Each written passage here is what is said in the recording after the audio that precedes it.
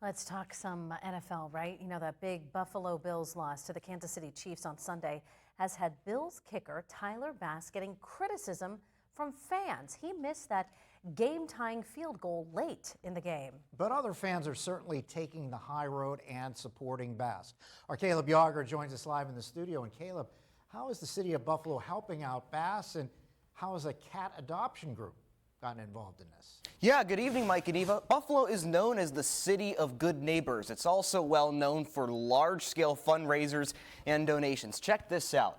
The Andy and Jordan Dalton Foundation in 2017 received over $400,000 after the Bengals beat the Ravens so that Buffalo could go to the playoffs for the first time in 17 years. The Oshai Children's Hospital in 2020 received over $1 million after learning about the tragic passing of Josh Allen's grandmother. And the Chasing M's Foundation in 2023, after Damar Hamlin collapsed on the field in Cincinnati, $4 million plus after he collapsed just within a span of hours after it all happened. Well, we talked with the organization that's been impacted by this, but also a local kicker who knows what it's like to kick under the pressure.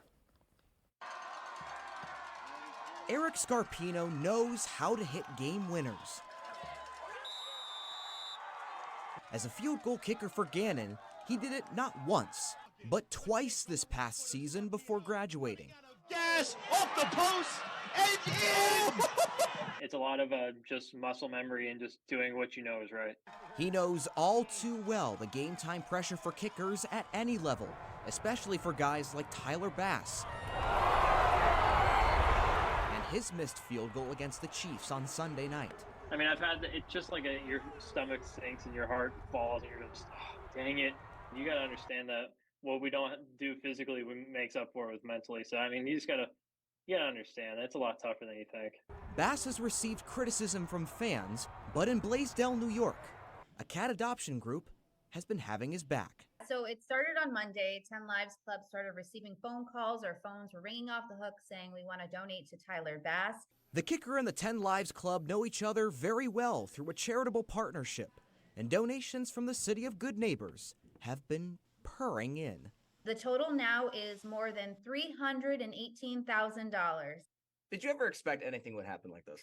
Absolutely not. This has never happened to 10 Lives Club in the history of 10 Lives Club. Nothing like this. Kimberly LaRussa and the team have been sticking up for Bass, and so have the cats.